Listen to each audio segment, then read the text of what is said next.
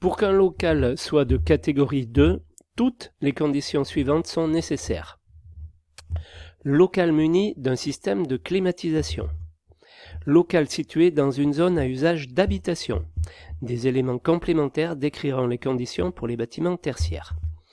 Les baies du local sont exposées au bruit, BR2 ou BR3. Le bâtiment est construit sur le pourtour de l'arrière ou l'arrière-pays méditerranéen, à une altitude inférieure à 400 mètres, zone climatique H2D ou H3. Pour être réglementé, alors maintenant on va voir le BBio, le besoin BBio. Pour être réglementaire, la valeur du BBio d'un bâtiment ne doit pas dépasser la valeur du BBio max. Pour un bâtiment moyen, les exigences pour l'habitation sont les suivantes. Donc, usage de la partie de bâtiment, maison individuelle ou accolée. La valeur du BBio max moyen est de 63 points. Pour les logements collectifs, 65 points. Comme pour la RT 2012 et par souci d'équité, le BBio max moyen est modulé pour prendre en compte les contraintes de chaque bâtiment.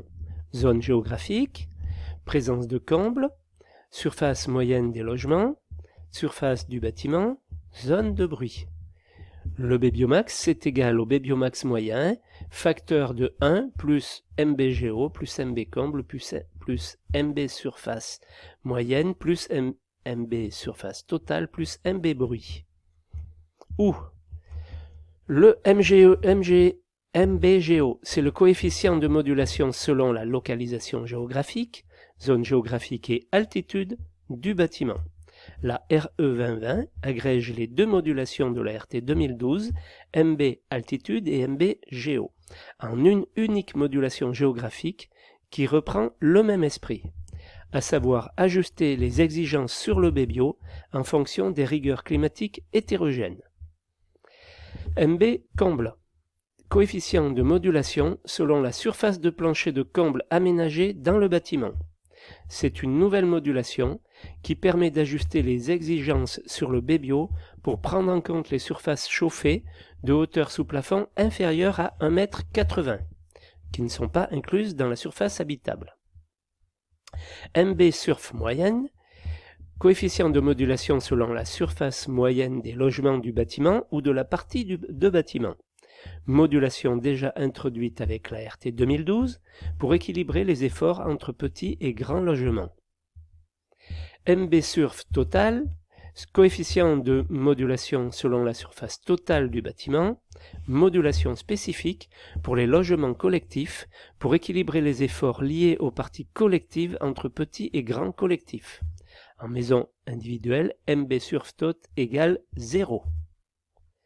MB bruit, coefficient de modulation selon l'exposition au bruit des infrastructures de transport à proximité du bâtiment. C'est une nouvelle modulation introduite par la RE 2020 pour donner suite à la prise en compte des besoins de froid dans le calcul du BBio. MB bruit permet de compenser les contraintes de bruit qui limitent les possibilités de ventilation naturelle du bâtiment par ouverture des fenêtres en zone BR2 et BR3. Particulièrement préjudiciable pour les constructions du pourtour et de l'arrière-pays méditerranéen en zone H2D et H3. Exemple de BBiomax en points. Donc on considère une maison individuelle dont la surface est de 100 m², la SRT, l'altitude inférieure à 400 mètres, pas de surface de plancher inférieure à 1,80 m sous plafond, exposition au bruit aucune, on est en classe BR1. Donc suivant la zone, je vais parler de notre zone à nous H1C, donc on est à 74,6.